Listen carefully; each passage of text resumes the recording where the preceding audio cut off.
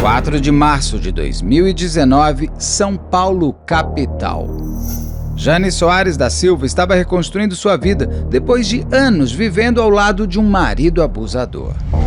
Mãe de 3 filhos, sendo 2 com o agora ex-marido, ela pensava no futuro mais calmo quando voltou a ter o domínio de sua vida. Jane não sabia, mas aquele homem que um dia amou não a deixaria ter seus sonhos alcançados.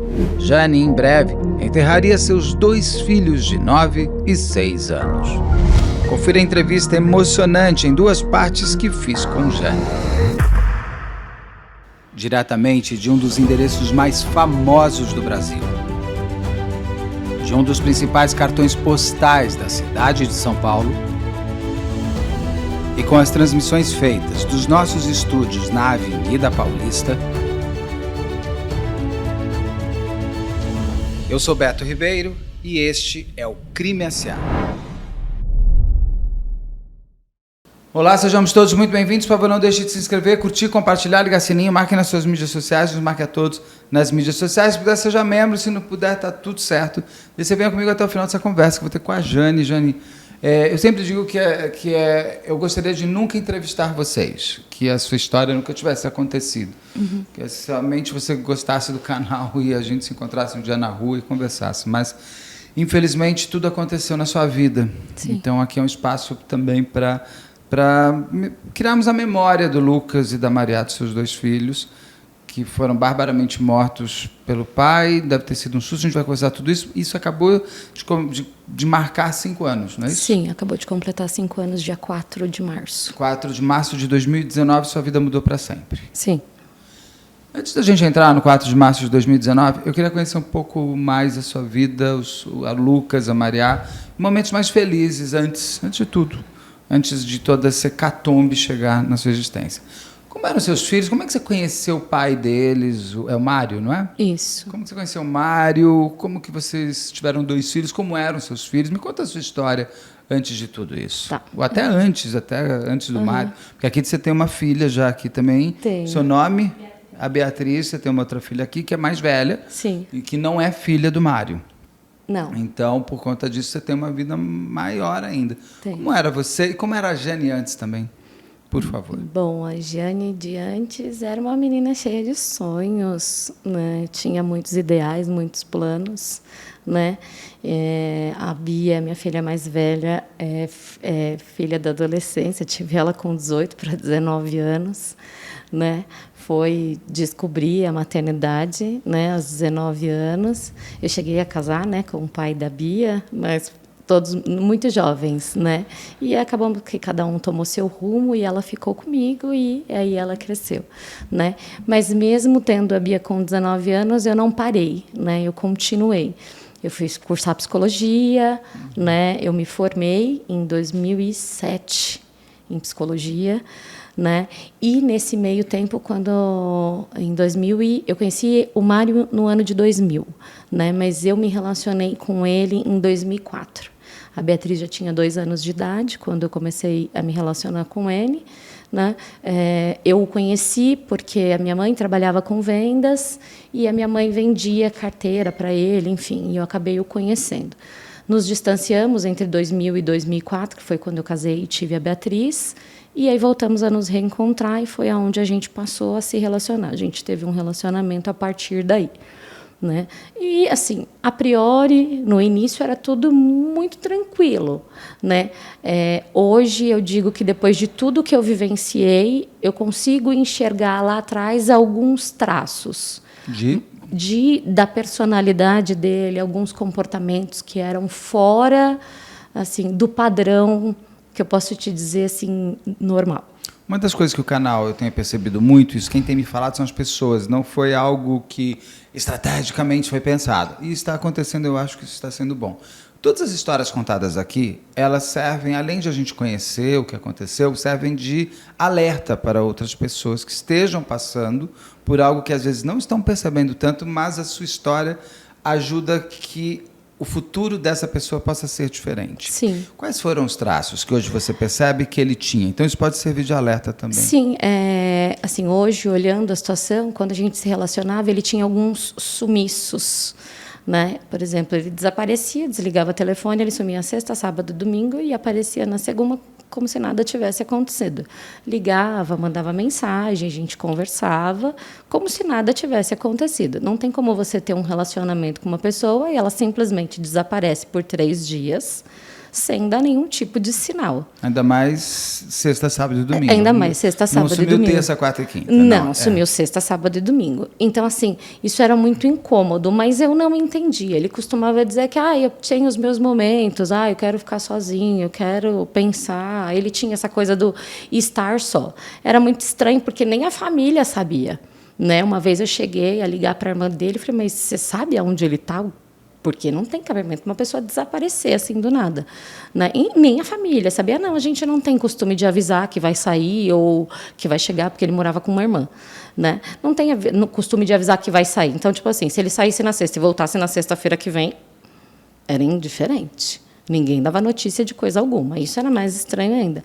Mas, na época, eu não enxergava isso. Acabava achando que, por ser uma pessoa que tinha uma vida muito só, né? Só morava ele e a irmã, já tinha perdido os pais, tinha algumas coisas de tipo, quero ter meu momento, quero ter um espaço. Cada um tem seu momento, tem suas dores. Eu acredito nisso, que às vezes a pessoa precisa de um pouco de si também. Sim. Né? Então, tudo bem, eu achava isso até plausível no sentido da pessoa querer estar só, não desaparecer. Quantos anos ele tinha? Na época que eu comecei a me relacionar com ele, ele tinha 34. Já era um homem. Já era um homem. Questão. O que ele fazia? Ele era comerciante. Ele tinha uma loja de bolsas. Então, eu comecei a me relacionar com ele em meados de 2004. Eu posso dizer para você que durante muitos anos, de 2004 até 2009, que foi quando eu engravidei do Lucas, o meu relacionamento com ele foi dessa forma. Tranquilo, de certa forma. Mas com sumiços. E não era só os sumiços. O que mais que tinha? Tinha a questão dele ceder a questões das irmãs, em questão dele ter esse relacionamento mais sério comigo, porque era algo que não era aceitável. Né? Elas não aceitavam que ele tivesse esse relacionamento mais sério. Mas por quê?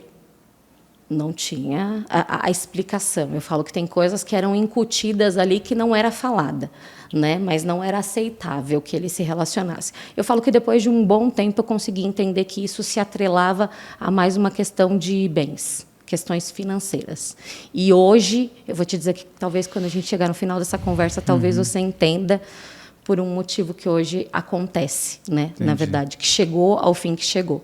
Né? Então, tinha essa questão, ele sumia, né? Eu era como se fosse uma bonequinha para ele. Ele gostava muito de dizer que eu era psicóloga, que eu ia me formar, né? Ele me apresentava para as pessoas logo de início do namoro como noiva dele. Eu achava um pouco estranho, mas não vou dizer para você que, para mim, naquela época, eu tinha 23 para 24 anos. Eu não vou dizer para você que eu não achava o máximo ser tratada daquela forma.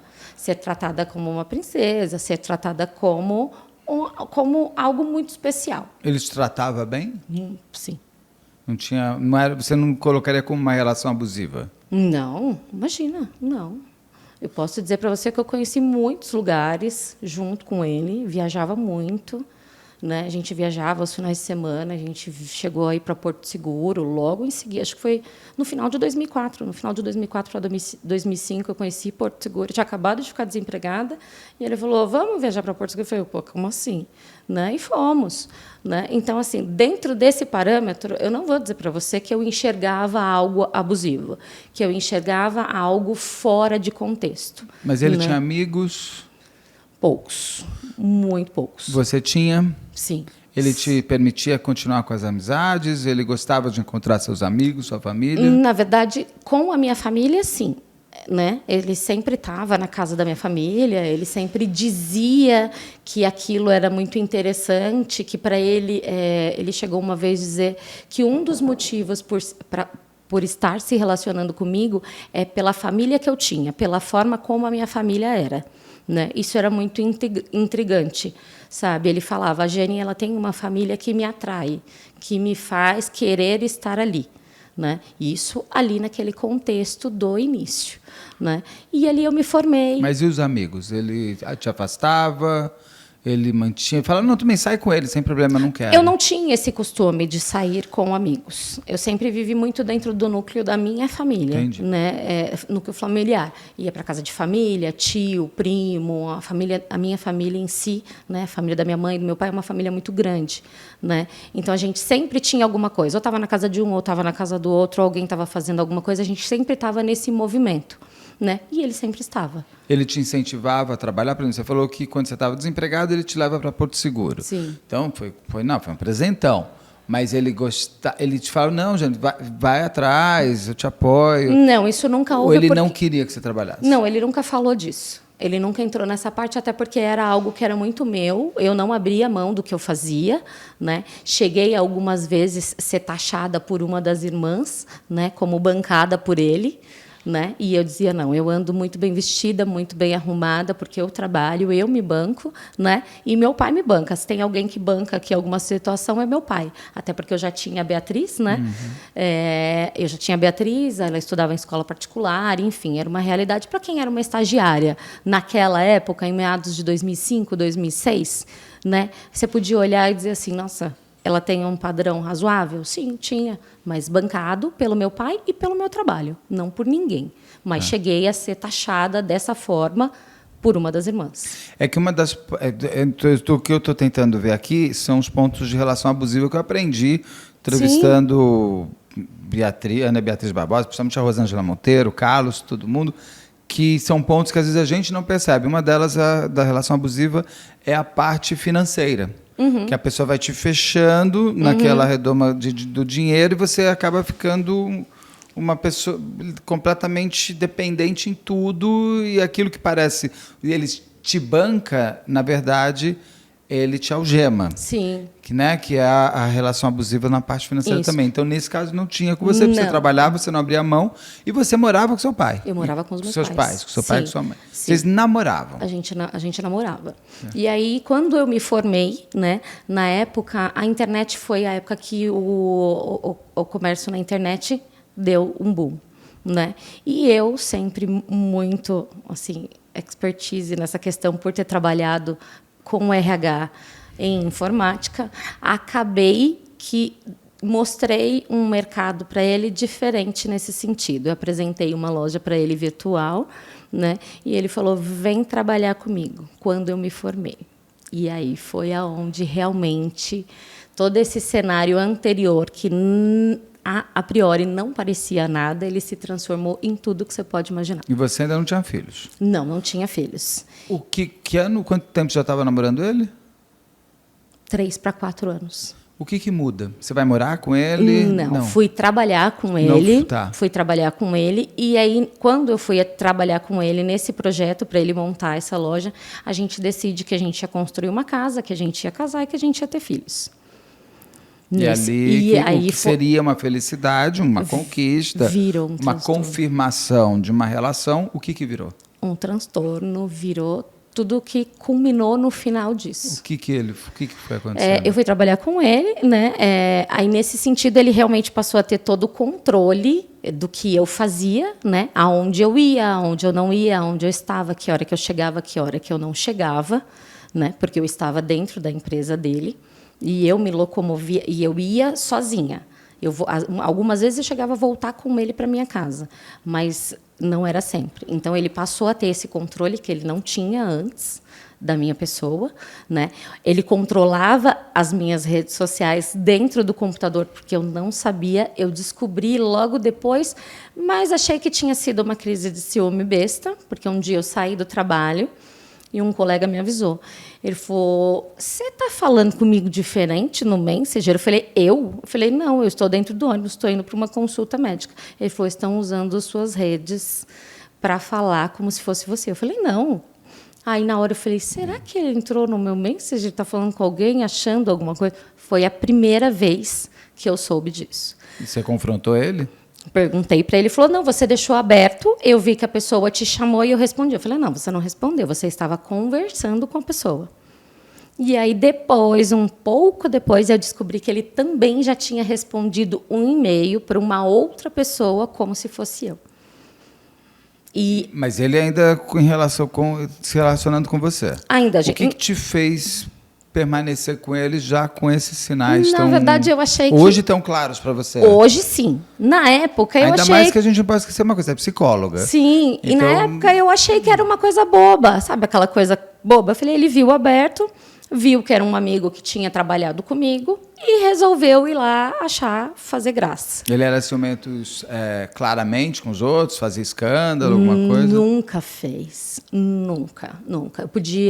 Eu posso dizer podia no sentido de que assim, eu sempre me vesti da forma que eu quis, cortei cabelo, pintei, fazia o que eu queria, ele nunca disse.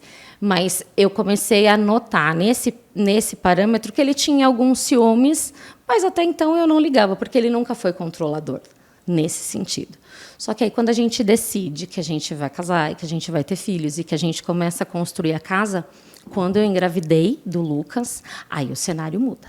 Muda mais ainda. Ele já estava lá mexendo nas tuas redes sociais. Sim. Você ainda estava ok. Ele passou a ter um temperamento mais hostil, mais agressivo. Como você é grávida? No falar, sim.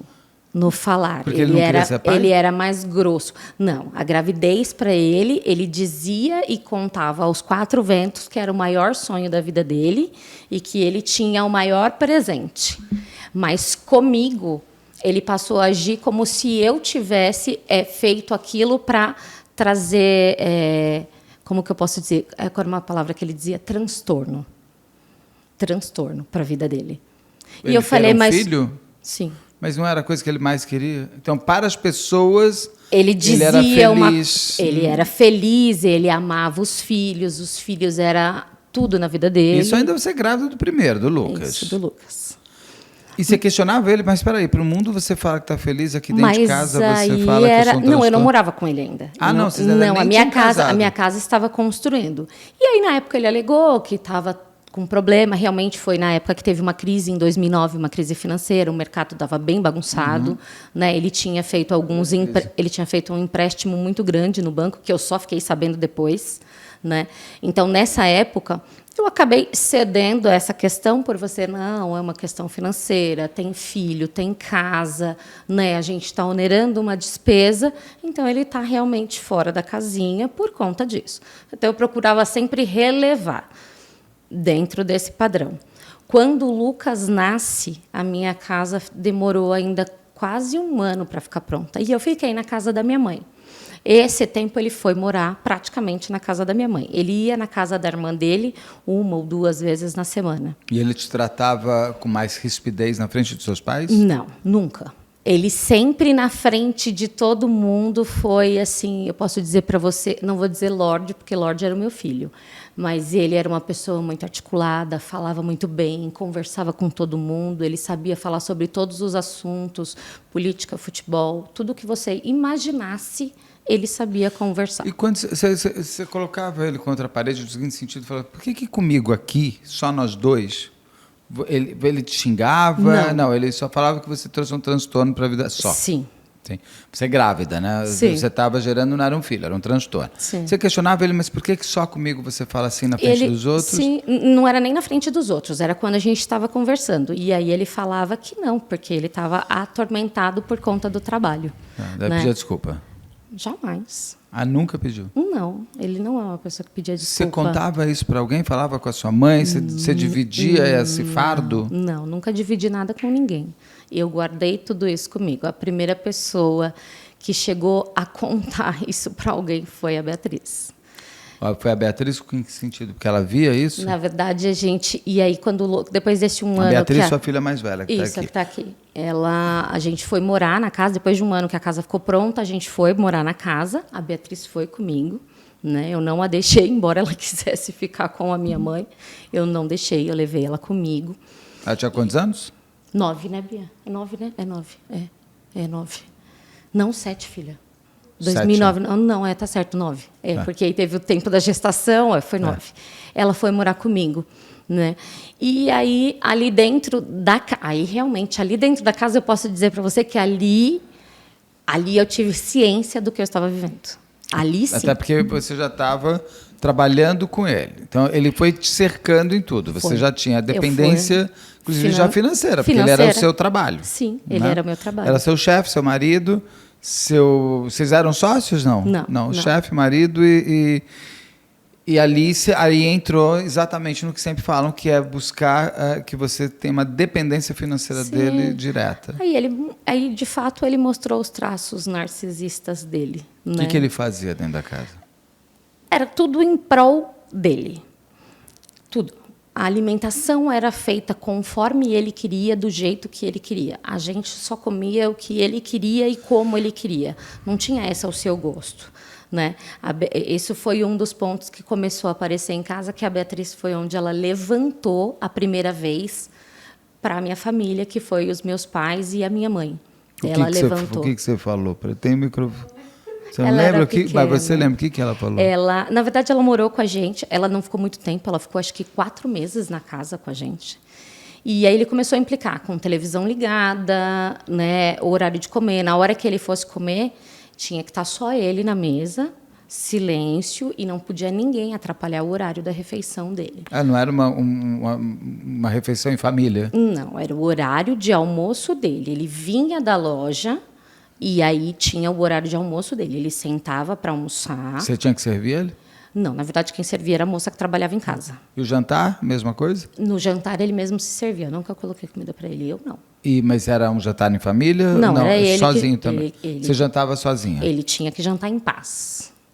Ele tinha que jantar em paz. Ele tinha que almoçar em paz. Eu tenho um episódio bem logo depois, quando a Maria nasceu. Ele chegou em casa, a Maria tinha tomado vacina, a Maria tinha tomado 2 ou 3 vacinas, isso eu já tinha menina.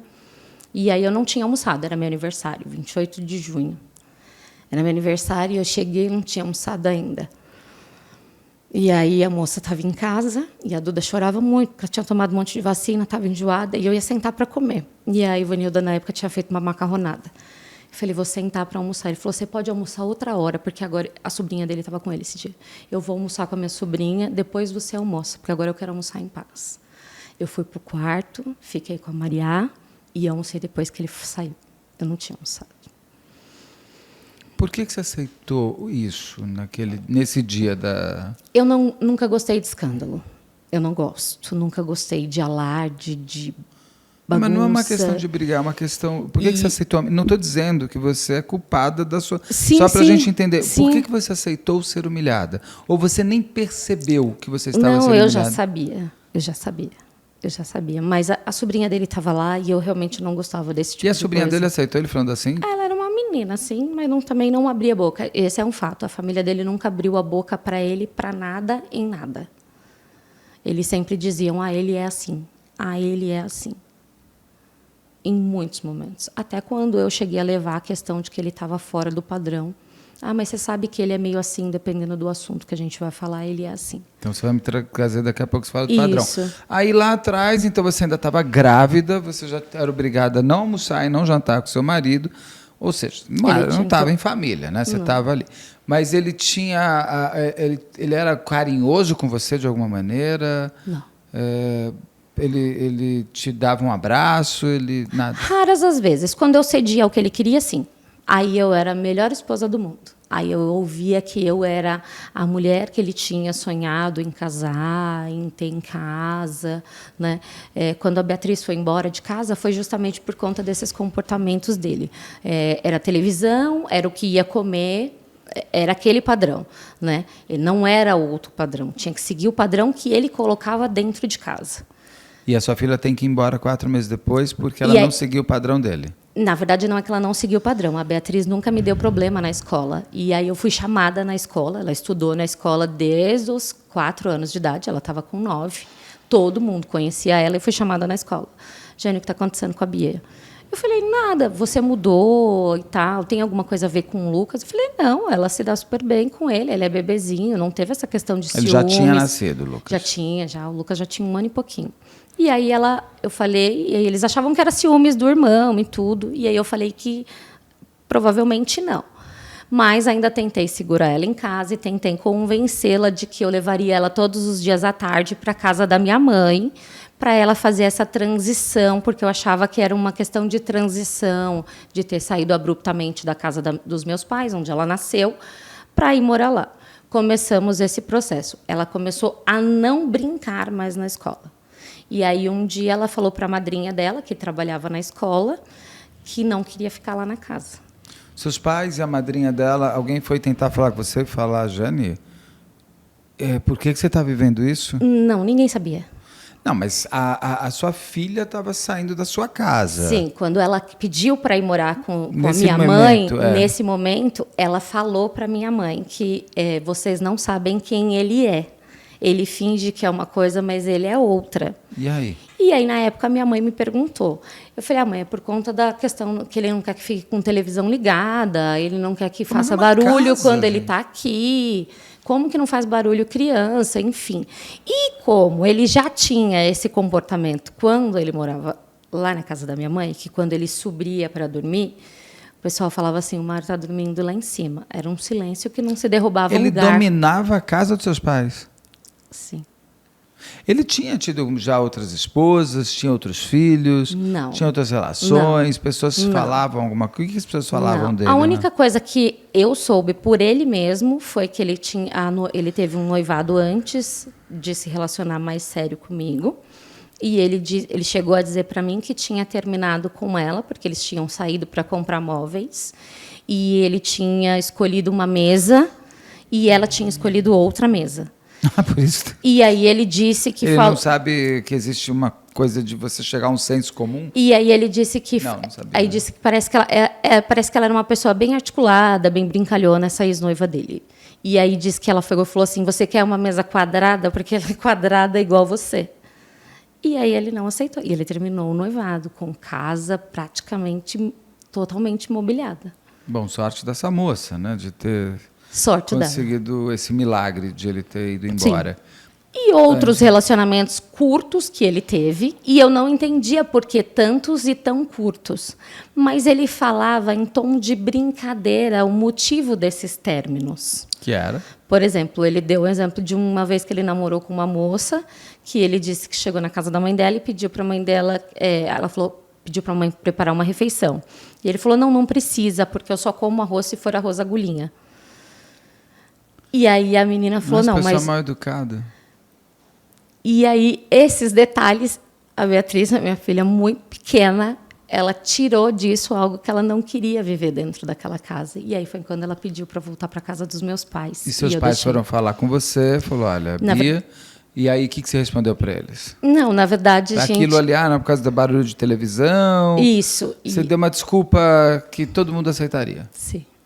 E todo mundo aceitou? Todo mundo aceitou. Quando você ficou grávida, o menino nasce, o Lucas. Como ele fica como pai? Que aí o filho é dele. Sim. Chora do filho dele. Sim. Também não era aceitável. Por quê? Que o menino chorasse? Não que ele chorasse, mas barulho, bagunça. Eu muitas vezes fui para a casa da minha mãe para ele descansar em casa. Muitas vezes. Nossa, ele era tão cansado assim? Eu não sei o que era esse cansaço, mas eu sempre estava ausente, eu sempre saía, porque ele dizia assim, ele falava, você não quer ir lá para sua mãe, ficar lá na sua mãe, que eu quero ficar um pouquinho aqui, vou dar uma descansada? Foi isso que depois eu falei, que eu comecei a entender que não era bem a crise financeira, não foi bem, estou com a cabeça conturbada por conta de despesa, né? A minha mãe veio tomar ciência disso, porque um dia... A Beatriz ainda estava em casa, ela estava nesse processo de mudança para lá, mas ela vinha da escola para minha casa ainda, mesmo indo para a casa da minha mãe, já indo para lá. Era mais próximo ela vir para casa, para minha casa. E aí minha mãe chegou em casa para esperar a Bia chegar, que ela vinha de van. E aí eu estava em casa com o Lucas e minha mãe falou assim, que dona de casa é essa, que uma hora dessa não tem almoço no fogo? Aí eu falei para minha mãe, estou esperando ele chegar com as coisas para fazer o almoço. Minha mãe falou, como assim? Aí minha mãe falou, não acredito numa coisa dessa. Eu falei, não, porque ele saiu, foi para lá. E mais uma vez eu dei outra desculpa. Você quer se esconder. A vergonha de você estar vivendo aquilo é muito grande. Você sabe o que está vivendo.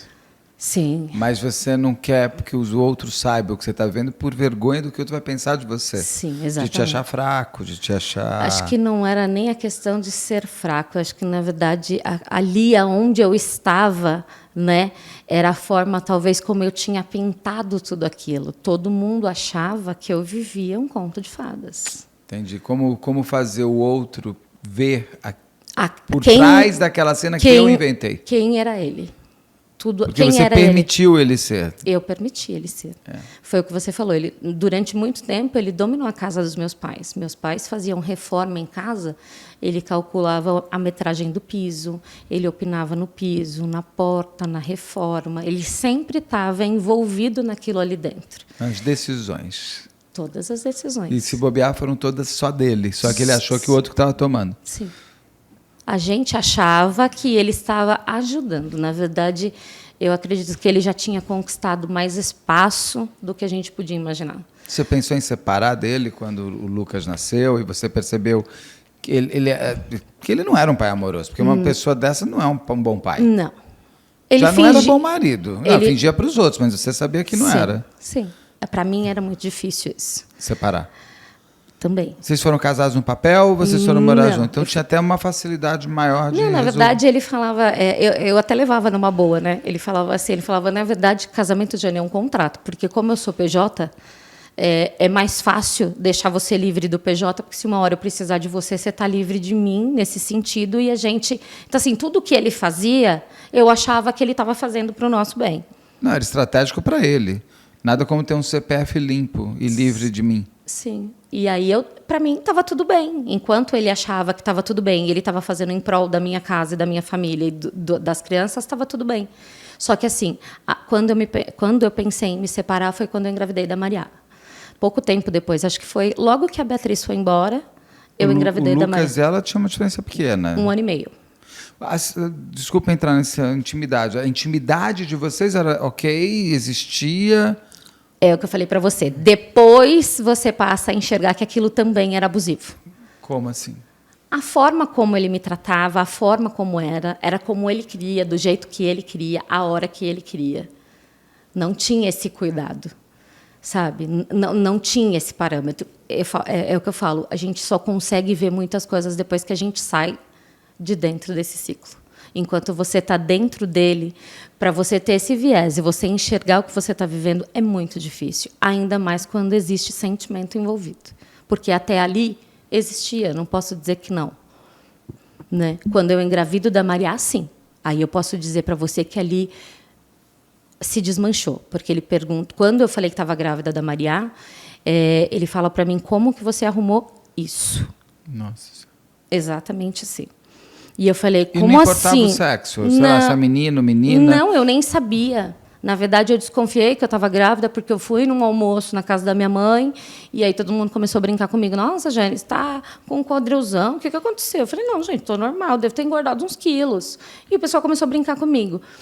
A minha cunhada, na época, ela brincou comigo. Ela falou, não, eu acho que você está grávida. Eu falei, imagina, tá louca? Não, não estou, não. Eu falei, 3 filhos, eu tenho 26 anos. Aí ela falou assim para mim, vamos fazer uma aposta? Se você estiver grávida, você deixa eu ser madrinha? Eu falei, combinado. E ela foi a madrinha da Maria? Foi.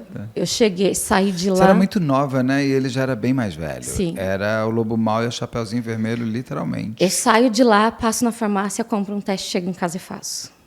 E realmente eu estava grávida. Você ficou com medo de falar para ele? Não, eu saí de dentro do banheiro e falei para ele. Saí de dentro do banheiro e falei, estou grávida. Você sabia que não ia ser uma reação de putz, ou até de preocupação, meu Deus, mas vamos dar um jeito, mas ai meu Deus, mais um filho. Sim. Você sabia que não ia ser uma coisa humana? Não. Quando eu digo estou grávida, ele falou, você está louca?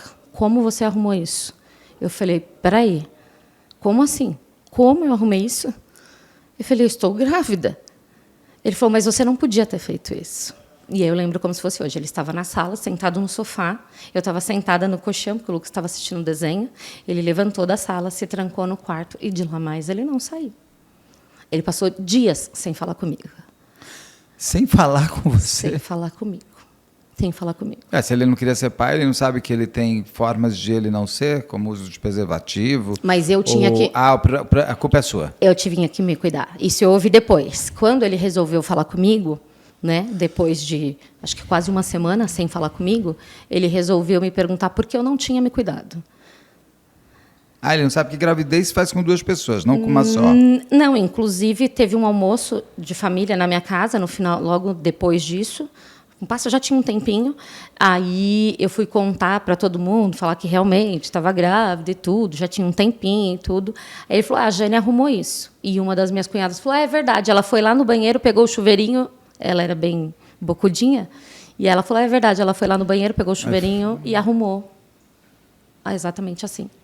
Então, a gestação da Maria eu sofri muito. Diferente da gestação da Beatriz e do Lucas, que eu tinha uma disposição imensa para tudo, que eu trabalhava, estudava, corria para tudo quanto era canto, eu não conseguia levantar da cama. Até por conta de ter esse tipo de conseguia. companheiro com muitas aspas. Eu não conseguia comer, eu não conseguia me alimentar, o que eu comia eu colocava para fora, e eu passei todos os transtornos possíveis e imagináveis nos 4 primeiros meses de gestação da Maria com esse comportamento dele. E ele não te ajudava?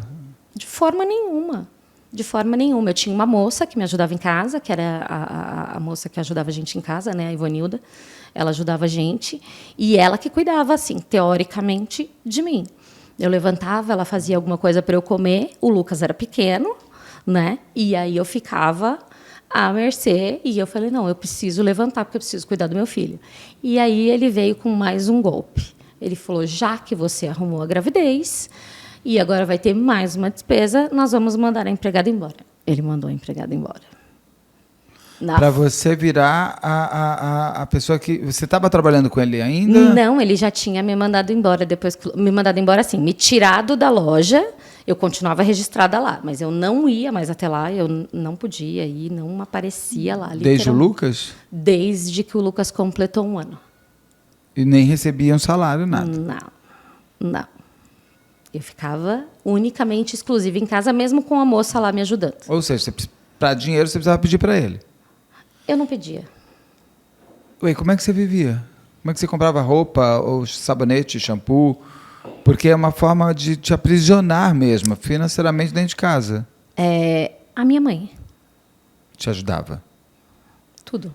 E os seus pais não tentaram te... Eu aposto que eles tentaram te libertar, coitado. Na verdade, eu escondi muita coisa e passei pano durante muito tempo para muita coisa. Muita coisa. Só depois do fim dos seus filhos é que você contou, já no fim da relação? Não, na verdade, a minha família ela vem saber, né, quando a Maria tinha... A Maria, só para contextualizar, né, eu engravidei da Maria, a gestação da Maria foi muito conturbada. O enxoval da Maria eu só fiz porque a minha mãe foi comigo comprar e ele foi verificar o que a gente estava comprando, porque ele não colocou a mão e não deu 1 centavo para isso. Para verificar se ele gostava e se estava de acordo com o que era necessário. E você ficou sem empregado e você cuidava da casa, cuidava de tudo. Sim, você tinha que lavar tudo. Era tudo por minha conta. E aí eu era a melhor pessoa do mundo, eu era muito maravilhosa, né? Com palavras. A minha condução dentro de casa continuava sendo a mesma, né? Continuava a mesma coisa, a gestação inteira. Tanto que, como você me perguntou da questão de marido e mulher, durante a gestação da Maria, eu não tinha marido. Eu tinha ele dentro de casa. Só isso. E ele continuava sumindo aos fins de semana? Não, mas aí é onde eu disse para você. Os incômodos com os barulhos eram grandes, então eu sempre tinha que ir na casa da minha mãe. Você não quer ir lá na casa da sua mãe? Continuava existindo, com você saindo de casa? Sim. Eu só passo a entender isso muito depois. O que ele fazia aos fins de semana, você nunca descobriu, né? Não. Tá. Nunca descobri. E eles continuaram, então, existindo aos fins de semana? Continuaram existindo, porque eu sempre ia para a casa da minha mãe. Você não quer ir lá? Estou precisando descansar, fica lá. E eu sempre estava na casa da minha mãe com as crianças. A casa da minha mãe sempre foi uma referência. A Beatriz, a sua filha mais velha, ia visitar vocês, ficava em casa, ou você só via ela na casa dos seus pais? Eu ia sempre para a casa dos meus pais. Eram raras as vezes que ela subia, ela não gostava de ir. Natal, Ano Novo, aniversário, tinha essa convivência? No começo, lá atrás, no namoro, até que ele chegou a morar com você na sua casa dos seus pais. Uhum. Foi deve ter sido muito desagradável, porque uma pessoa entrar na sua casa e mudar o hábito da sua história, deve ter sido muito... Hoje vocês devem ter percebido o quanto essa pessoa era desagradável. Sim. Mas, no caso, vocês ficaram juntos no total? 11 anos. 11 anos, né? Tem momentos que são familiares ou necessariamente mais sociáveis, como aniversários, dia dos pais, das mães... E tinha isso, Natal? Como era o Natal? Ele ia com a gente ficava um período e depois a gente ia embora. Mas você nunca fez na sua casa? Não, na minha casa não. A única vez que eu fiz na minha casa foi o último ano novo que eu passei naquela casa. O último, sob a última ameaça que eu sofri. Se foi a última, teve a primeira. Qual foi e como que aconteceu a primeira ameaça? Em 2014. Eu morava na Casa Amarela. As crianças contextualizavam. Eu vou chegar na Casa Amarela. E aí foi em 2014. Eu estava fazendo inalação no Lucas. O Lucas tinha crise alérgica. Eu fazendo inalação no Lucas. Mais uma vez culpada por o Lucas estar com tosse alérgica. E irritando ele. E aí, como eu tinha arrumado aquele problema, ele disse que qualquer dia eu ia acordar picada dentro de uma mala. Picada dentro de uma mala? Uhum. Essa foi a primeira ameaça? Foi. Você percebeu aquilo como uma ameaça real ou você ainda deu uma passada de pano? Não. E o que você responde para ele? Eu falei para ele, então faça. Então faça. E ele? Ele não falou mais nada. Isso eu estava com uma carta na mão para me apresentar ao Conselho Tutelar. Então vamos para antes aqui. Vocês tinham construído uma casa onde até a Beatriz chegou a morar, o Lucas nasce, a Maria nasce, você cuidava da casa toda. Vocês mudam dessa casa, é isso? Isso, depois a gente muda. Para uma casa amarela, porque ela era amarela. Porque ela era amarela. O Lucas, ele chamava essa casa que a gente morava, né, que foi a que a gente construiu de Casa Branca, e quando a gente teve que mudar para essa casa, né, porque a casa que eu morava tinha muito assalto. Entraram várias vezes na minha casa, várias. Até mesmo com a gente dormindo, mesmo chegaram a adentrar, não dentro da casa, mas no quintal para tentar invadir a casa. Mas como nunca conseguiu, que a casa era toda gradeada, né, a gente resolve mudar. Eu falei, eu não tenho mais paz, eu não vou ficar aqui com os meus filhos, nós vamos embora. A minha família toma conhecimento de verdade quem era o Mário quando a Maria, com 4 meses, tem uma infecção intestinal. A Maria, eu amamentei a Maria exclusivamente até os 6 meses. Mas com 4 meses, a Maria só mamava no peito, e aí ela começou diferente, e eu falei, essas coisas estão erradas, tem alguma coisa errada. Eu falei, a Maria está com infecção intestinal. E ele falou, não, você vai dar maçã, você vai dar água com maisena, que a minha irmã disse que é bom, e você vai dar, e nós não precisamos levá-la no médico. Eu falei, eu vou levá-la no médico. E eu falei, você vem para casa que nós vamos levar ela no médico. Não, não vou. Eu falei, você vem que nós vamos. Se você não vier, eu vou pegar um táxi e vou enfiar os dois dentro do táxi. Tanto que, quando ele chegou, o táxi chegou a vir na porta da minha casa. E ele mandou o táxi embora e disse que eu não ia sair de casa. E aí eu ligo para minha mãe. E aí sim a minha família toma conhecimento do que realmente estava acontecendo. Mas ele não deixou você sair, a sua filha mandou com o táxi infecção? embora, e aí eu liguei para minha mãe e falei, mãe, vem para cá porque eu preciso levar a Maria no médico. Ele não quer sair, não quer deixar eu sair. Aí Vocês moravam próximos? Morava, sempre morou. E aí minha mãe falou assim, minha mãe pediu para falar com ele, eu passei o telefone, minha mãe falou, se você não for levar, eu vou subir aí e vou buscar ela. E ainda vou chamar a polícia. E aí nisso, ele pegou a gente, colocou dentro do carro e a gente foi para o hospital com a Maria. A Maria foi no hospital, eles escolheram exames e eu só ia voltar 24 horas depois para pegar os exames. Nesse intervalo de 24 horas, a Maria teve um pico de febre 5 para 6 horas da manhã, muito alto.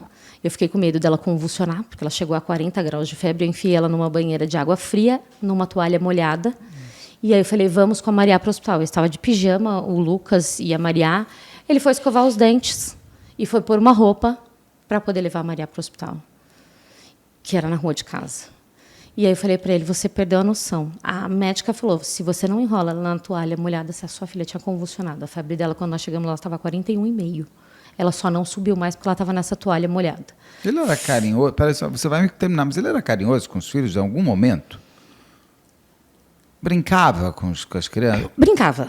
Ele brincava. Ele tinha um comportamento de pai, às vezes? Porque... Às vezes tinha.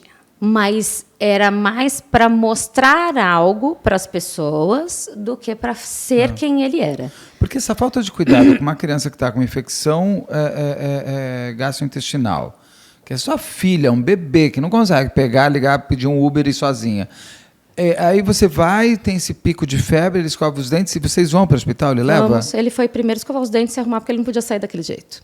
Lógico, o mundo vai olhar para ele. Sim. E aí eu fiquei 4 dias com a Maria internada. Depois que nós saímos, aí sim, a minha família se contextualizou do que estava acontecendo. Mas eu achava que era possível ainda de se viver dentro daquela situação. Eu fui contornando, eu não queria separar. Para mim, assim, mais uma vez, é o que eu disse, a vergonha era muito grande. tudo bem, mas se você tem um núcleo familiar mais forte do que um núcleo de amigos, sua família já sabia? Sim. A sua família falava o que para você? A minha família nunca opinou. Nunca virou e falou, Larga já tudo vem isso. aqui? Não. Seu pai e sua mãe não foram lá bater com ele de frente? Não, e a única vez que eles tentaram, ele ameaçou meu pai. Mas então eles tentaram, seus pais. Sim. Ou seja, o que eu quero dizer é o seguinte, a sua própria autodesculpa de não quero que eles saibam daquela mentira que eu construí, esse castelo já tinha caído. Já. Então você já estava sem essa... Porque o que eu acho que é importante que as pessoas percebam também é que relações abusivas, que o que você está me descrevendo aqui é uma relação abusiva. Sim. Ele podia deixar você pintar o cabelo, mas você teria que conseguir primeiro dinheiro para isso. Né? Exatamente. Quem está na relação abusiva, ela vive uma relação de vício também Sim. com a outra pessoa. Sim. Porque você se vicia até no ruim. Sim. E aquele desconforto, o abusador cria em volta de você uma caixa fechada que você não sabe onde tem a porta de saída. Não. Então não é só uma questão, a gente fica buscando a desculpa para a gente não se sentir tão idiota, mas Sim. de fato a gente vive uma doença. Sim.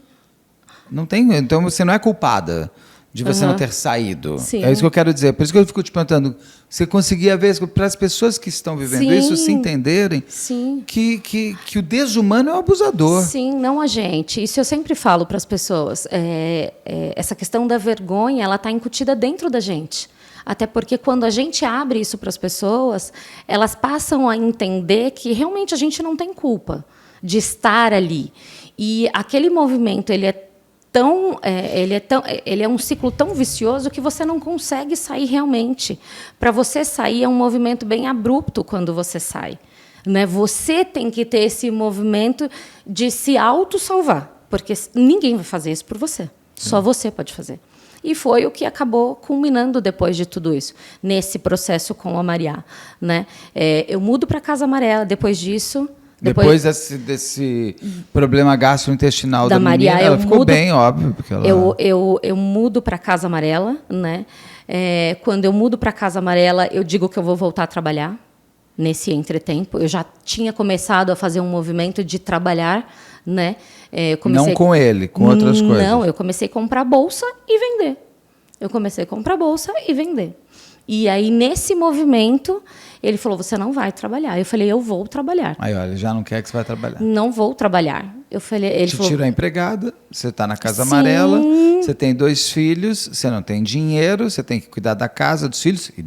Não, primeiro você tem que cuidar dele. Depois da casa, porque os filhos devem estar em terceiro, quarto lugar. Sim, e aí quando eu começo a vender essas bolsas para ter um dinheirinho, ele viu que o negócio começou a fluir, né?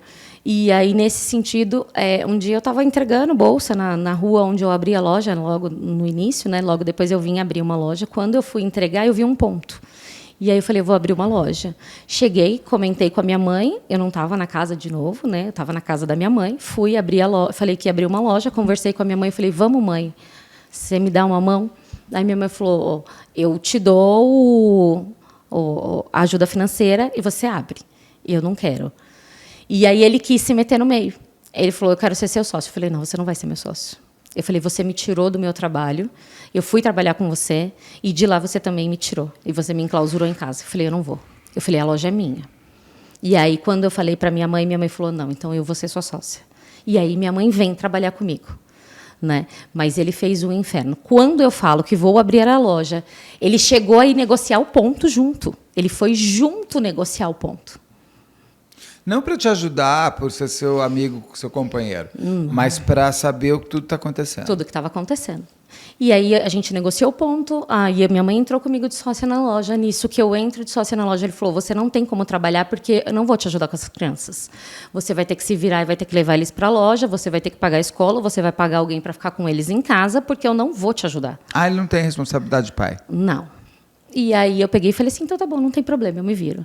Fui atrás da moça que me ajudava, chamei ela, eu falei, nem que eu ganhe, o que eu ganhe, eu use para pagar ela para ficar em casa com as crianças, mas eu não dependo mais dessa questão, eu preciso sair daqui. Gente, você não tinha nada, você não tinha um casamento, você não tinha um marido, você não tinha um pai para os filhos, nada. E aí ela vem. ela vem para cuidar das crianças e eu vou trabalhar na loja. Quando eu estou abrindo a loja, esse processo de abertura, de comprar mercadoria e montar a loja, ele cria um e-mail falso, me denunciando para a vara da família. Falando. Dizendo que eu estava levando os filhos dele, aí eram filhos dele, para a casa da minha mãe, onde eles não tinham uma alimentação adequada, onde eles tomavam um suco de caixinha, onde eles não tomavam um suco integral, onde eles não tinham uma alimentação correta, eles comiam uma bolacha, eles comiam cookies, e que eu não cuidava e estava fragilizando a saúde dos filhos dele, né, e que ele precisava de ajuda. Eu tenho esse e-mail. Esse e-mail foi anexado. Esse e-mail falso dele, ele assinou? Não, o e-mail verdadeiro dele é um outro endereço de e-mail, é isso? Não, o e-mail era o dele mesmo. O e-mail falso era da vara da família. Não, ele criou um e-mail como se fosse vara da família. É como se a vara da família já estivesse entrando em contato. Recebendo o e-mail. Ele nem mandou isso.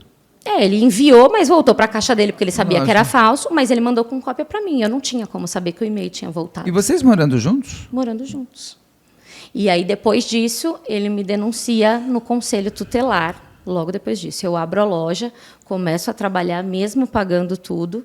Ele me denuncia para o conselho tutelar. Ele não queria que eu trabalhasse, ele queria que eu ficasse em casa. Quando ele começa a ver que a loja começa a fluir, foi onde ele faz a primeira denúncia no Conselho Tutelar. Eu tive que comparecer ao Conselho Tutelar. A Beatriz, inclusive, foi. Tive que levar ela. Minha mãe também foi. As crianças, Lucas e Maria, também foram. E ele alegava que eu medicava as crianças sem consentimento médico. Você morando com ele? Morando com ele. E a família dele, quando eu liguei, eu falei, vocês viram o que o irmão de vocês fizeram? Poxa, então, eu acho que vocês precisam sentar e conversar. Eu falei, não, eu acho que quem precisa de ajuda é seu irmão. É nesse momento que você fala, que ele liga para a família dele, ele é assim mesmo ou ainda tem outra parte? Não, isso daí foram várias vezes que eu pedi ajuda. Essa vez que eu ouvi que ele era assim mesmo foi porque ela entrou em contato comigo, a irmã dele, a gente estava conversando, e ela perguntou, tá tudo bem com vocês? E, enfim, eu falei, não, depende do que você chama bem. Eu falei, porque o seu irmão manda e desmanda nessa casa. Falei, inclusive, só se tem dentro de casa o que ele quer. Você não vai no mercado com ele?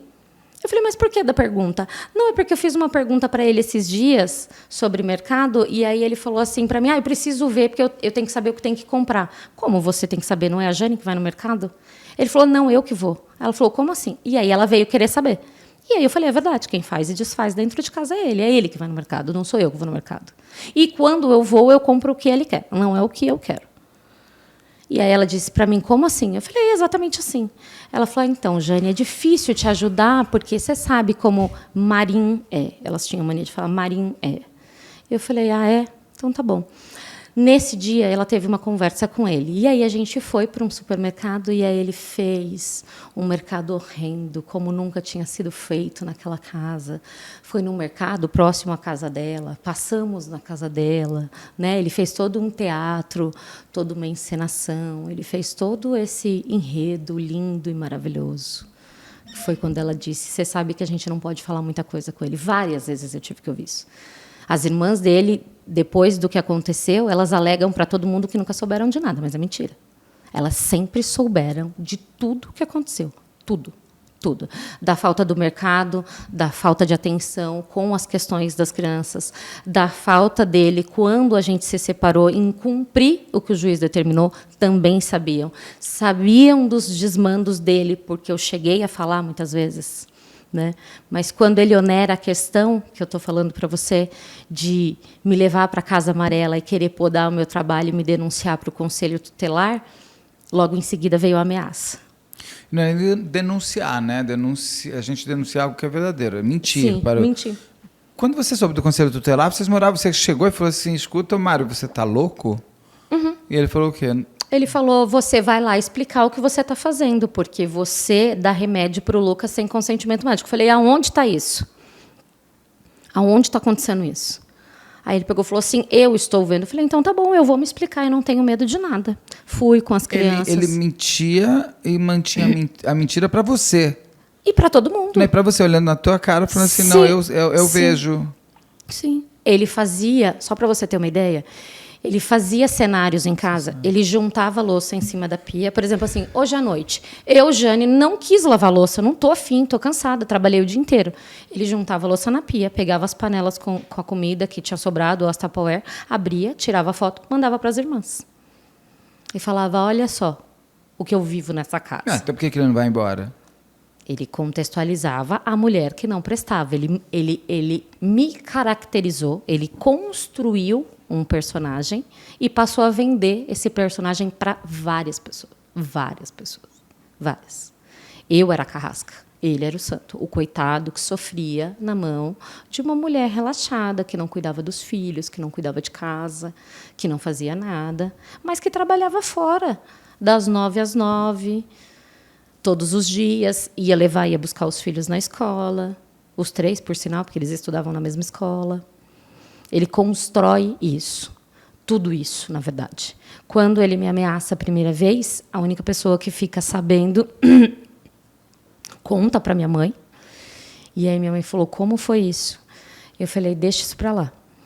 E aí minha mãe falou, eu tenho que falar. Eu falei, não, você não vai falar nada, ninguém vai falar nada. Eu falei, deixa que eu resolvo, né? E aí minha mãe muito preocupada, óbvio, porque eu estava na casa com ele, sim, na casa amarela ainda. E aí eu vou para a casa da minha mãe e ele vai até a casa da minha mãe. Num final de semana. E aí ele chama a polícia na porta da casa da minha mãe um domingo, porque ele disse que estava querendo falar com as crianças e eu não estava deixando. Eu tinha pegado as crianças na sexta-feira na escola junto com ele. Eu só tinha dormido de sábado para domingo na casa da minha mãe. Só isso. Coisa como se não fosse de costume eu viver lá dentro por conta dos pedidos dele de descansar. E aí, naquele final de semana, ele chamou a polícia. Meu pai tentou conter a situação, falou para ele que não precisava daquilo, para ele parar com aquilo. Ele chamou a polícia para quê? Porque ele disse que eu não queria deixar ele ver as crianças. Ah, tá, mas vocês ainda estavam juntos? Estávamos juntos. Você só estava passando o fim de semana que ele pedia para você passar fora de casa. Ou seja, ele se organizou em cima de tudo aquilo que ele já te dominava e mandava. Ele começou a se fazer daquele modus operandi dele uma forma de destruir a sua reputação. Sim, a minha imagem. Para todo mundo. Sim. E aí ele entra para a casa do meu pai nesse domingo e repete para o meu pai. Eu disse mesmo que ia matar ela, ia picar ela, ia colocar ela dentro de uma mala. Ele falou para o meu pai, sentado do lado do meu pai, no sofá. E o seu pai? Meu pai pegou e falou assim, vocês não precisam disso. Se um casamento não dá certo, ninguém é obrigado a viver com ninguém. Eu prefiro te receber aqui dentro, em paz, você estando separado dela, do que ter que ver vocês desse jeito. Né? E aí ele conversou com meu pai, e aí meu pai falou assim, deixa ela aqui hoje, amanhã ela vai para lá, e aí vocês conversam e veem o que faz. E a polícia? E a polícia, quando a polícia chegou, né, eu falei, ele desceu e falou, não, é porque eu estava querendo ver meus filhos, ela não deixou, a polícia foi embora. Não tem, a polícia nem se mete. Ainda tirava um carro de polícia da rua para pegar bandido? Sim.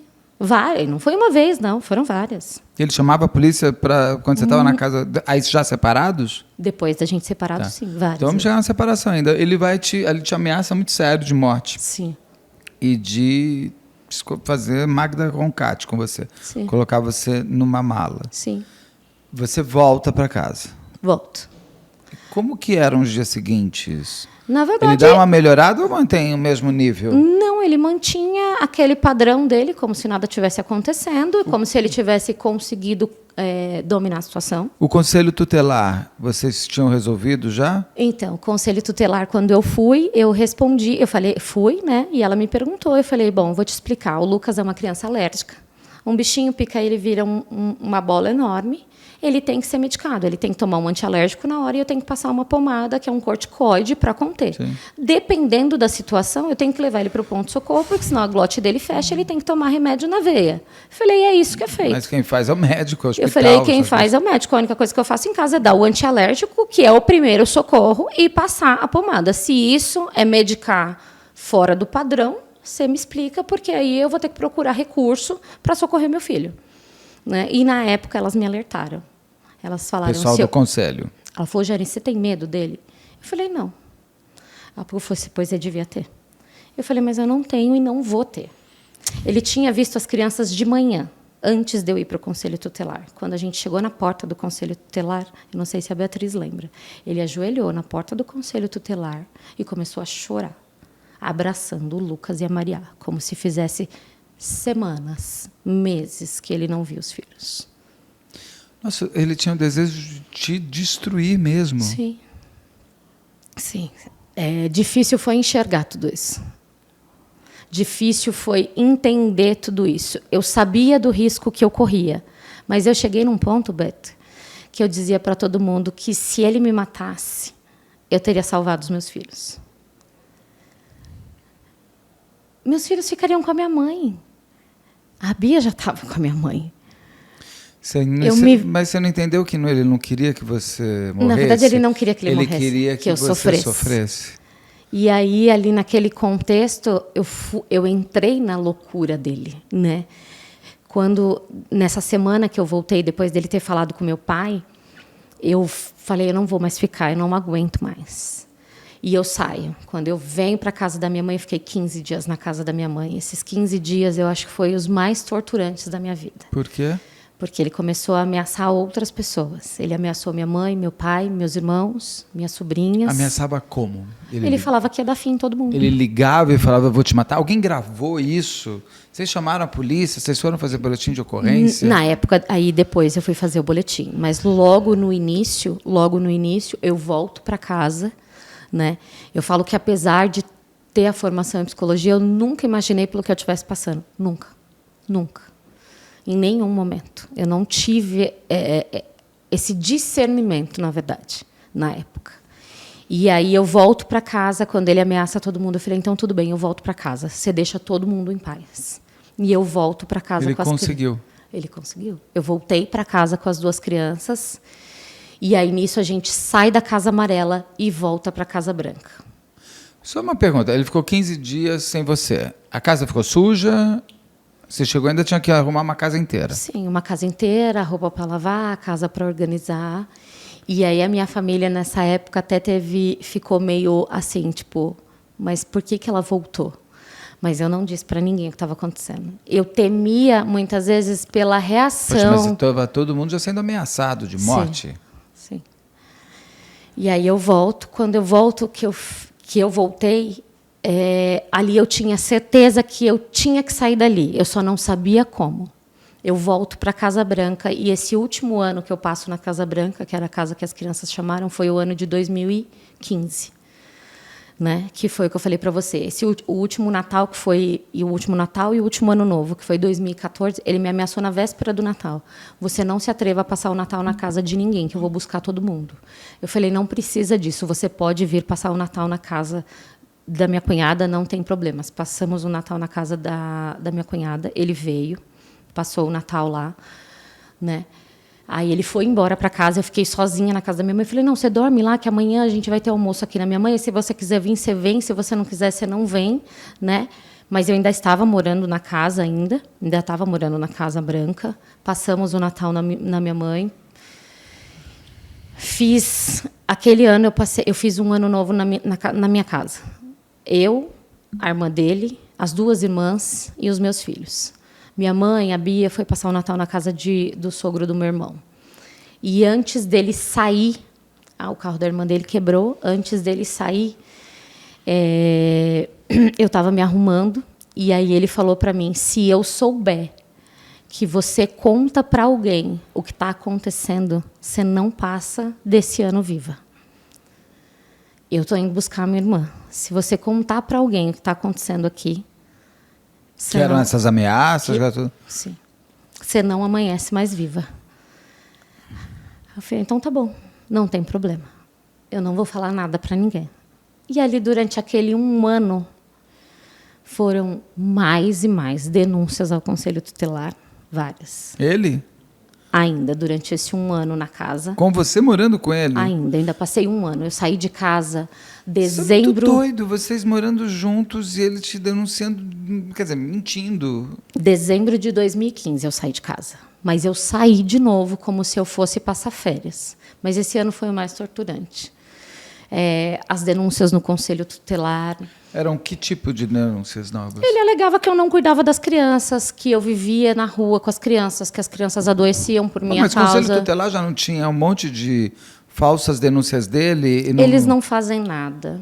Não, conselho tutelar? Nada, Sim. imagina, eu sou contra. Eu acho assim, conselho tutelar é super importante, mas do jeito que é feito no Brasil, é uma bobagem. Eu falo para você que não existe respaldo, não existe cuidado. O conselho tutelar, ele veio parar de me acionar e me chamar para me explicar quando um dia ele alegou que eu tinha queimado a Maria no braço. Eu estava passando roupa, a Maria veio correndo, barrou ele lá no ferro.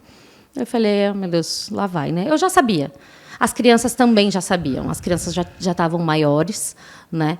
E a Maria chegou e falou, mãe, meu pai tirou foto do meu braço. Ela falou, lá vamos nós de novo lá naquela mulher. Porque eles já sabiam. Eles já estavam cansados. Eles também... Eles perguntavam para os meninos, para o Lucas e para a Maria? Perguntavam. Eles não tinham já um histórico para saber que esse homem era um mentiroso? Tinha. Mas eles não fazem nada. Nada de nada. Quando eu saio de casa, eu fui no conselho tutelar porque ele alegou que as crianças estavam faltando na escola. Falei, vocês querem o quê? Eu tive que levar eu tive que levar todos os atestados médicos, eu tive que levar todas as presenças da escola, eu tive que levar tudo para comprovar. Eles tinham que acionar ele de volta. Peraí, é que nem se eu chegar na polícia e acionar uma coisa falsa, a polícia vai me reacionar, o inquérito vira contra mim. O conselho tutelar mantinha. O conselho tutelar nunca fez um encaminhamento para o Ministério Público. Nenhum. Durante todo esse processo. Quando eu entro com pedido de separação, eu anexo tudo isso no processo. Mas detalhe, eu fui processada por alienação parental. Eu entrei com pedido de separação, denunciei todos os abusos, denunciei as ameaças de morte, denunciei que ele tinha alienação parental também, que não cancelam logo essa lei que só existe no Brasil, que é uma lei idiota. Porque tem muito apoiador. Eu sei, principalmente os pais abusivos. Os pais abusivos, os advogados que ganham fortunas com isso, porque eles dizem que não, mas é verdade, é fato, é verdade, eles ganham. Mas parece muito. que vão cancelar aí, né? Então, uma discussão... É uma das poucas leis que unem as duas pontas do país, Beto, ali para serem... para essa lei cair eles vão agora. Revogar. Mas isso é importante. eles estão dizendo que vão revogar. Mas, como a gente está dentro do movimento, existe a questão de que ele vai ser incutido dentro do novo Código Civil sem o nome de alienação parental. Na verdade, eles estão dizendo que vão derrubar. Mas dentro do novo Código Civil que está sendo montado, ela já está lá dentro sem o uso do termo alienação parental. Ela vai continuar existindo dentro do novo Código Civil se ela vier a ser revogada. Ela vai continuar existindo. E o que está acontecendo não vai parar.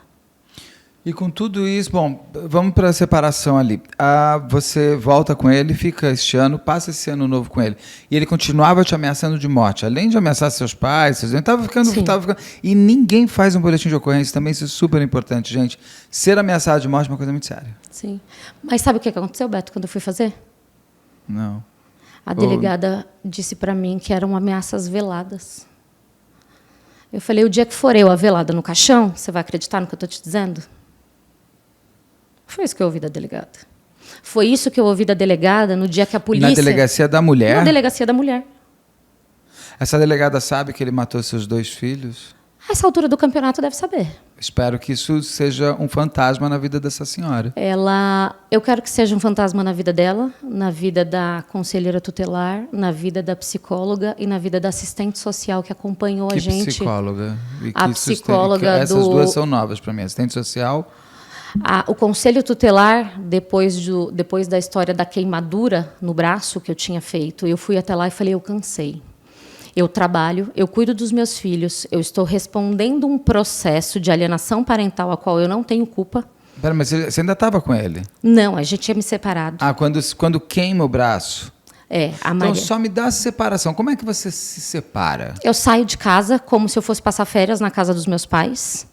Levo o essencial para os meus filhos. 2015. Final de dezembro de 2015. Eu saio como se eu fosse passar férias na casa dos meus pais, porque eu tinha medo da ameaça dele em relação à minha família. Em relação a mim, eu já não tinha mais. E ele aí, ameaçava os meninos? O Lucas? Não.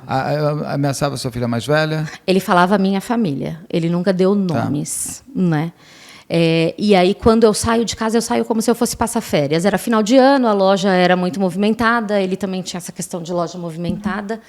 E aí eu saio como se eu fosse passar férias. Levo o essencial para as crianças, o restante fica lá. Eu fico na casa da minha mãe, saí praticamente com a roupa do corpo, porque se eu levasse muita coisa minha, aí sim ele desconfiaria. As crianças não, tinham uma demanda maior, eu poderia sair com maior quantidade de coisas. E aí eu passo, entra janeiro, eu falo que vou organizar as coisas da escola, volto às aulas, enfim, fiquei mais um tempo. Quando ele pergunta se eu não vou voltar, foi quando eu fui assinar o contrato da escola, e eu falei, não volto mais. Eu falei, a separação, a gente está se separando, você cuida da sua vida, eu cuido da minha. Mas você já tinha um advogado para te Ainda ajudar, não. te orientar? Não. Você não foi na polícia fazer um boletim de ocorrência? Até então, não. Ainda não, tá. Até então, eu segurei. E aí, quando eu entro com o processo... Antes de eu entrar com o processo de separação, né, eu cheguei a conversar com ele, eu falei, vamos fazer um acordo, eu não tenho intenção de fazer nenhuma questão com você, eu quero só que a gente acerte o que se refere às crianças e está tudo bem. Eu quero sair limpa, eu quero sair logo disso. E aí ele disse, eu não tenho acordo com você. Para a gente não existe separação. Ou morre eu, ou morre você, ou morre todo mundo. E aí eu fui fazer o boletim de ocorrência. Você não fazia ideia que esse todo mundo, na verdade, seriam seus 2 filhos, né? Não. Não. E aí a advogada foi conversar com ele, e aí ele disse para ela que dava 3 alternativas para mim. Ou eu voltava para casa, ou eu entregava as crianças para ele, ou a gente fazia uma terapia. E aí a advogada falou, Jane, se prepara, porque ele vai ser o calvário da tua vida. E aí eu disse para ela, falei, toca o processo. E aí ela entra com o processo. Você foi na delegacia, a delegada falou para você que eram ameaças Que veladas. era ameaça velada, que na verdade vocês tinham que se dar bem pelas crianças. Por conta das crianças, se eu queria medida protetiva, porque tinha as crianças no meio, e aí eu cheguei a entrar com pedido de medida protetiva. Foi negado. Negou? Mas por quê? Diz que não tinha Elementos e provas suficientes para que eu estivesse correndo risco. Eu sou processada por alienação parental. Eu tive que apresentar um laudo psiquiátrico. Eu tive que apresentar um laudo psiquiátrico. Meu. Eu fui acusada pela advogada dele de golpista, que eu dei o golpe da barriga nesse processo, que eu queria enriquecer ilicitamente. Eu sempre tenho que lembrar que o canal está aberto para todo mundo que quiser falar sobre. As pessoas citadas aqui tem sempre, é só mandar para a equipe betoribeiro@gmail.com, mas eu vou fazer perguntas. Eu sempre tenho que lembrar que não é uma palestra, é uma entrevista. E fica, se os advogados dele, a família dele, a delegada, se ela souber que é ela que está falando, se alguém quiser trazer o seu ponto de vista, o canal está aberto, está aqui, como a Jane está aqui sentada à frente, as pessoas estão convidadas também a sentarem, mas eu terei que fazer perguntas, porque o fato esse homem matou os 2 filhos, seus 2 filhos, porque um pai como esse que você está me descrevendo não é um pai. Não. Ele só foi, sei lá o quê. Ele te matou. Ele matou sua família. Eu vou entrar nesse ponto, mas deve ser impossível voltar a ser o que foi aquele momento lá atrás. Então, essas pessoas elas terão que responder perguntas. Só isso. Então você teve advogado, parte dele, te chamando de golpista, de golpe da gente, pelo amor de Deus, em 2000, isso foi o quê? 2015? 16? Foi em 2016. Sabe que mudou muito. Eu acho muito difícil hoje uma pessoa falar um tipo de coisa dessa, mas foi ontem, 2016, né? Mas foi ontem. Mas não mudou, Beto. Tem... Mas hoje eu acho que a gente tem mais voz ou mais espaço para se uma pessoa passar. Ela continua, a advogada continua. Te chamando de golpista? Golpista não, ela disse que eu sou corresponsável pela morte dos meus filhos. Como assim corresponsável? Eu tenho numa petição. Nós vamos chegar lá. Aí você se separa, consegue ir, você pede medida protetiva, não te dão, você pede para ele, vamos terminar numa boa, sua advogada já te avisa, porque ele quer você de volta, os filhos ou terapia, ou seja, ele quer te infernizar. Sim. Né? Ele já tinha quantos anos? Acho que ele já estava com 40 e pouco. Ou seja, é um homem bem formado há muitos anos. Sim. Você fala que não. E aí? E aí o processo decorre aquela coisa de judiciário, bem lento, bem devagar. né, bem grotesco, né, onde, em todo momento, nesse processo, eu tive que me explicar. Esse processo ele transcorre com o tempo inteiro eu tendo que dizer a verdade aos loucos, né? Na verdade, a louca era eu fui colocada como louca, né? E eu tinha que provar que eu não era nada daquilo, o tempo todo. O tempo todo. Inclusive, durante o processo, eu falo que eu tive que ser tão louca quanto ele, porque eu tinha que me antecipar à loucura que ele ia cometer, ou às loucuras que ele tinha, para poder me defender. Né? Vou te dar um exemplo de quando a conselheira tutelar, né, encaminha a gente para o CRAS, né, que é o Centro de Referência e Assistência Social, né, que o espaço que a gente ia se chamava Espaço Dora. Tinha a psicóloga e tinha a assistente social. E, mesmo diante de tudo que eu dizia e que os meus filhos chegaram a dizer, e elas chegaram a comprovar, como o fato dele ter picado as roupas das crianças à tesoura na frente das crianças, e isso ter sido colocado no processo. O juiz não fez nada, o Ministério Público não fez nada, a psicóloga não fez nada e a assistente social não fez nada. Elas diziam que aquilo não era prova. Ele picou as roupas do Lucas e da Maria na frente deles, naquelas visitas que pai, é isso? Sim, eu falo que o judiciário o judiciário ele cometeu todos os erros grotescos que podia cometer comigo. Houve uma audiência de conciliação que só depois eu soube que não poderia existir. E eu fui obrigada a ceder todos os pedidos, porque senão eu ia ser alienadora. A mãe que não deixa o pai conviver com o filho. Né? Então, ele pediu para o judiciário, além das visitas quinzenais, ele pediu para poder jantar um dia por semana com as crianças. Ele pediu para ir buscar e levar as crianças todos os dias na escola. E eu disse que não. E aí o Ministério Público, a pessoa que estava lá, me indagou, falou, como não? Por quê? Qual o problema? Ele quer conviver com as crianças. Falei, porque ele não tinha responsabilidade de acordar no horário nem quando eu morava lá. Quem dirá agora ele chegar na minha casa no horário para levar essas crianças para a escola? Na verdade, isso foi só um inferno. E se ele for só buscar? O que você acha? E aí eu tive que aceitar também ele só buscar as crianças na escola. Com isso, ele estava todos os dias na porta da minha casa. Todos os dias.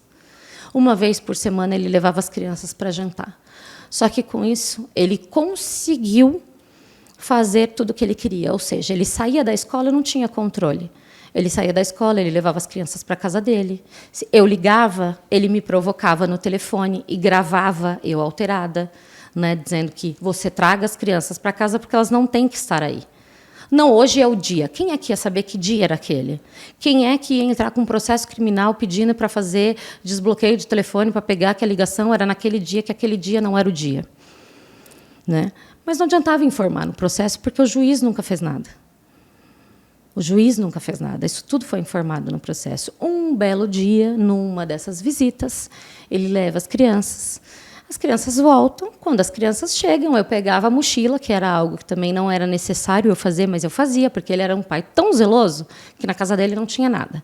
Não tinha roupa, não tinha termômetro, não tinha remédio. Saía tudo da minha casa, da casa que eu morava com as crianças. As crianças saíam de casa todos os finais de semana como se eles fossem fazer uma pequena viagem. Eles tinham uma mochila de roupa para passear, eles tinham uma roupa de mochila para ficar em casa e uma necessaire com os primeiros socorros. Um remédio para febre, um termômetro, um rinossoro e o básico. Sempre, de 15 em 15 dias. Num desses finais de semana, ele simplesmente pegou as roupas e picou a tesoura. Essas roupas que você que mandava? Que eu mandava. Picou e disse que estava picando, ainda disse para as crianças que estava picando a roupa, porque a roupa não prestava, e como ele me dava todo o dinheiro que ele tinha, ele não se preocupasse em que eu tinha dinheiro para comprar mais. Eles chegaram em casa, o Lucas tinha mania de chegar em casa, a primeira coisa que ele fazia era correr e pegar a pastinha dele de desenhos. Ele tinha quantos anos nessa época? Nessa época das roupas, ele estava com 7. E a Maria com 5, 6? Não. 4,5. E aí a Maria chegou em casa, aí eu fui abrir a mochila para tirar as roupas. Aí eu tirei a primeira, Aí eu vi, eu falei, eita, vocês escorregaram em algum lugar, passaram na guerra, brincando com eles. Aí o Lucas olhou para mim e falou, ixi, mãe, acho melhor a Maria falar, que eu não sei muito bem disso não, só sei que meu pai estava com uma tesoura picando. E ele com a pastinha de desenho. Com a pastinha de desenho. Eu vou querer saber dessa pasta, eu vi uns desenhos dele deslumbrantes. Ele já desenhava bem Já. assim? E aí ele brincando. Aí eu olhei, mas como eu era acusada de alienação parental, eu não podia perguntar. Eu não podia nem querer saber nada. Eu peguei a mochila, levei para a lavanderia junto com a minha mãe, deixei eles brincando, a Maria veio atrás. Ele picou todas, disse que nenhuma prestava para você comprar, todas novas, que ele dá dinheiro todinho para você. E voltou para dentro de casa correndo. Eu mandei uma mensagem para a psicóloga deles. Eu falei, eu preciso de ajuda. Eu falei, as crianças chegaram com as roupas todas picadas e eu não posso falar. Eu não posso abrir minha boca. Eu não podia falar. A mãe alienadora, segundo a pseudociência, ela fala mal do pai, né? Ela fala coisas. Então, né, eu não podia falar nada. Eu me calei, liguei para a psicóloga, ela ouviu as crianças. Foi quando nós fomos encaminhados para o Dora, com a questão das roupas. O que é Dora? Era esse espaço, o CRAS. É que lá chamava Espaço Dora, mas é um CRAS, é um centro de referência e assistência social, onde ele atende esses casos de violência, enfim. Mas não serviu para nada. Nada. Eu fui literalmente lá dentro, torturada na frente das duas, por 2 vezes. Onde elas na frente das crianças? Não, na frente da psicóloga e da assistente social, porque elas quiseram fazer uma conversa, eu, ele e elas. Elas fizeram isso por 2 vezes. E aí elas viram com quem elas estavam lidando, mas aí já era tarde demais. Nesse dia que picou todas as roupas, ele foi? Foi um tempo depois. Encaminharam para o Dora, né? Demora um E tempo para eles chamarem. Ele falou que rasgou as roupas porque as roupas estavam velhas. E ele admitia isso. Ele falava. Um dia ele disse para elas que as crianças chegaram em casa com as meias pretas. Parecia que eles tinham andado no asfalto, sabe? E aí ele falou para elas, na casa dela tem um monte de mulher que não faz nada, estão lá para esfregar mesmo, que esfreguem as meias, eu deixo mesmo eles andarem com as meias brancas no chão. Porque o Lucas adorava meia branca. Então eu comprava tudo branca. E aí, um dia chegaram, não tinha... Ele falava isso para psicóloga e para assistente social, e elas falavam o quê para esse cavalheiro? Os outros sabiam que ele te infernizava? Ele dizia que era eu que fazia isso. Tudo que ele fazia, ele dizia para os outros que era eu que fazia. No dia da morte dos meus filhos... Desculpa, eu até fiquei um pouco assim, porque eu fico muito impressionado como essas pessoas conseguem ter tempo para isso. Saía correndo, brincando com as coisas dele, falando que ele era o gato de botas. Mandei mensagem para ele de manhã, ele não respondeu. Eu mandei um áudio, não atendeu. Eu tinha visto que a última visualização dele tinha sido às 4h30 da manhã. Achei estranho ele ter visualizado o celular às 4h30 da manhã.